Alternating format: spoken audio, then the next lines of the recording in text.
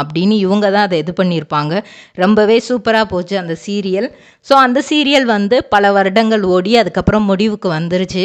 இவங்க வந்து அந்த சீரியல் டைமில் தான் வந்து ஜூலை மந்த் 2023 ஜூலை மந்த்து தான் இவங்களுக்கு பிடிச்ச கென் கார் வந்து வாங்கியிருக்கிறாங்க. அப்படி இருக்கும்போது ஃபுல் அண்ட் ஃபுல் விஜய் டிவியிலேருந்து டப் பண்ண சீரியலில் தான் இவங்க நடிச்சிருக்காங்க.